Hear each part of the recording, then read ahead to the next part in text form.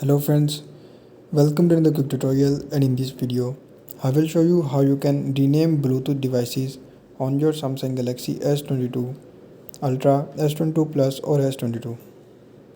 So first of all, just don't forget to subscribe and also press the bell icon if you're new in this channel.